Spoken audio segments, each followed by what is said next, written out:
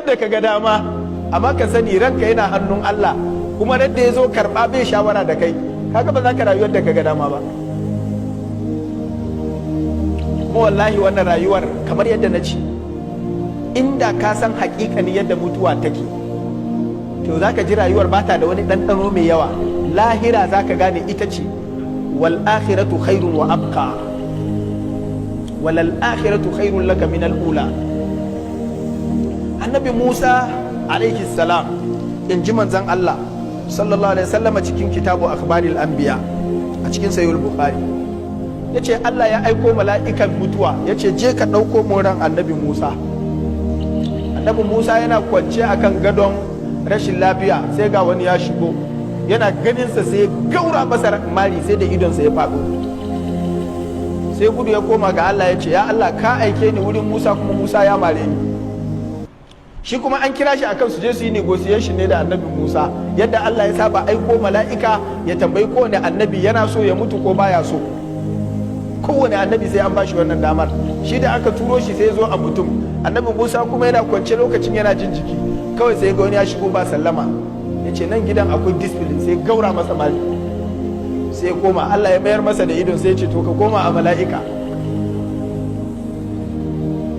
Yana zuwa sai ya bayyana ta wani wuri, sai ce ni ne ai ɗazu na zo kamare ni. Ya ce a'a, kaga ya tsokano babbar magana. Ya ce ai mala'ikan mutuwa ne. Ya ce to ka zo mu tafi ne? Ya ce a'a, Allah ya ce ne in zo in tambaye ka, kana son mutuwa ko ba ka so? Sai ce to za a iya ƙara mun ne? Sai ce Allah ya ce za a iya ƙara maka. Allah ya ce a gaya maka, ka je ka samu saniya, ka ɗora hannunka a jikin saniyar, duk inda hannunka ya taɓa yawan adadin gashin, yawan shekarun da za a ƙara maka. Sai ce ai rabbi summa maza? Ya ce in aka gama wannan sai me? Ya ce summal maut. Ya ce a don da aka ne mu tafi kawai yanzu.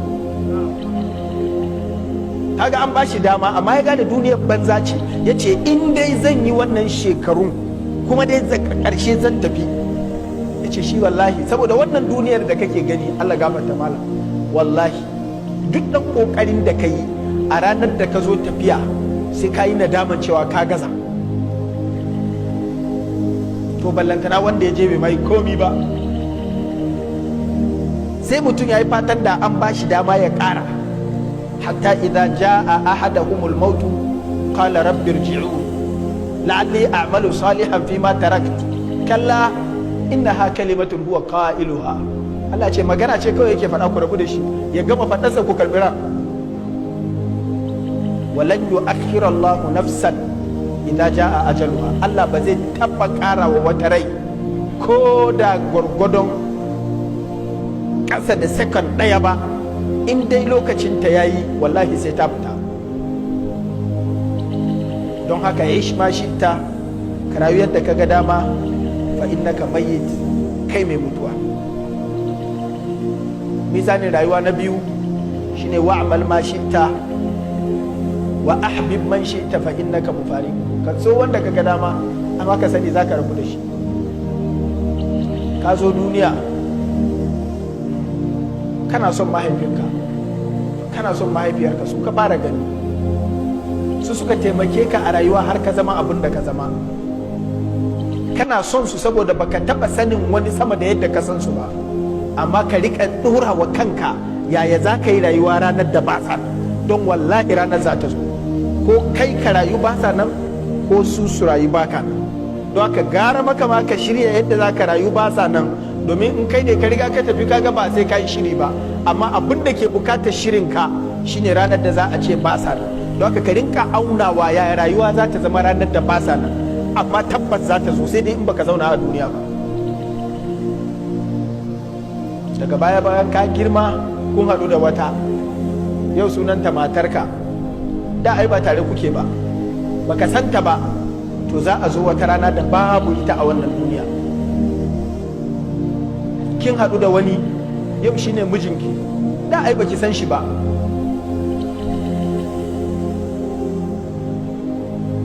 Kuna wuni tare, kwana tare, akwai ranar da za a je a haƙa ƙasa a binne shi ya kwana shi kaɗai, ke ma ki kwana ke kaɗai, ki gama tunaninki ki gama kukanki, wallahi ba zai dawo ba.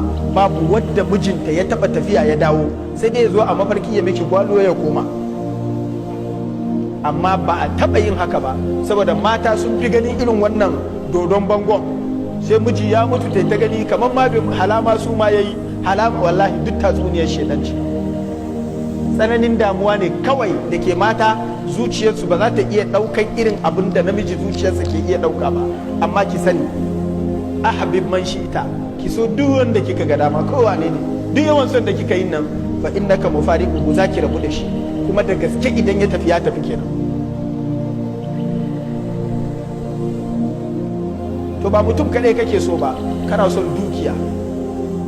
Ka ga da ɗan adam idan ya sai abin hawa, kafin ya fara hawa yanda yake jin shauki, ko da tsoho ne, ai guntun gatarinka ya fi sari ka bani.